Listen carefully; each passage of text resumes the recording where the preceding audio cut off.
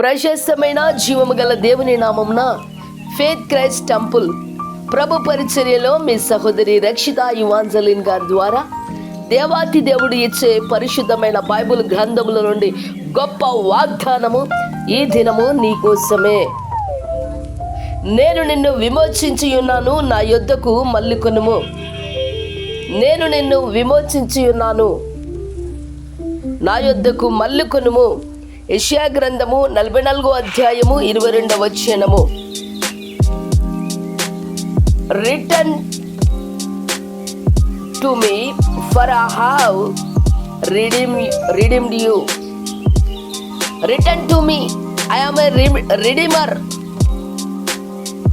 ఈరోజు నిన్ను విమోచించాలని, నేను విడిపించాలని, నిన్ను భయంకరమైన పరిస్థితుల నుండి, బంధకముల నుండి, శాపముల నుండి, నువ్వు ఏ బంధకాల్లో అయితే, ఏ చిక్కులైతే చిక్కుబడి ఉన్నావో ఆ చిక్కుబాట్లన్నిటి నుండి విడిపించడానికి ఈరోజు దేవుడు నీతో మాట్లాడుతున్నాడు. నా ప్రియ సహోదరి సహోదరుడా, జీవాధిపతి అయిన దేవుడు నిన్ను విడిపించడానికి ఆయన సిద్ధంగా ఉన్నాడు. నువ్వు బంధింపబడి ఉన్నావని నమ్మినట్లయితే, నువ్వు పాపపు చీకటి, ఇదిగో నువ్వు నీకు సాధ్యము కానటువంటి ఉచ్చులో నువ్వు ఉన్నట్లయితే ఈరోజు నా దేవుడు నీతో మాట్లాడుచున్నాడు. పరిశుద్ధుడైన దేవుని యొక్క సత్యము నిన్ను వెంబడిస్తూ ఉంది. పరిశుద్ధుడైన దేవుని యొక్క ప్రేమ నేను బలవంతం చేస్తూ ఉంటుండగా నువ్వు ఇంకను ఆ ఊబిలో, నువ్వు ఇంకను ఆ భయంకరమైన ప్రమాదములో, ఇంకను నువ్వు ఆ యొక్క మోసకరమైనటువంటి ఆ చీకటి, ఆ బలహీనమైనటువంటి పరిస్థితుల్లో ఉండడానికి వీలు లేదని పరిశుద్ధుడైన దేవుడు సూటిగా నీతో మాట్లాడుచున్నాడు. ఇదిగో నువ్వు భయపడిన అవసరం లేదు.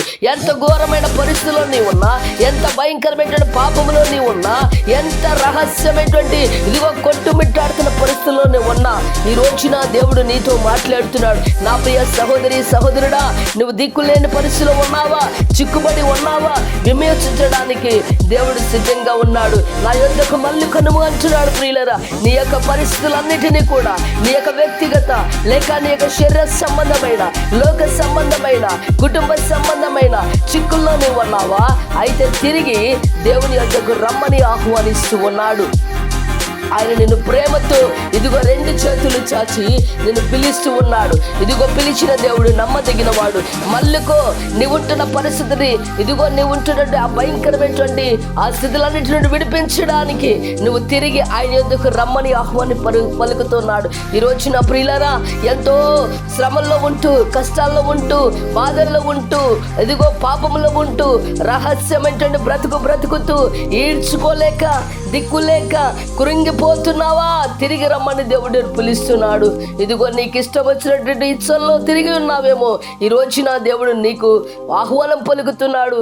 నా వైపు మల్లుము అంటున్నాడు. ప్రియులరా, నిజముగా దేవుడి సన్నిధిలో జక్కయ్య, ట్యాక్స్ కలెక్టర్ జక్కయ్య దేవుడి వైపు తిరిగినప్పుడు తన బ్రతుకు నూతనముగా మార్చబడింది.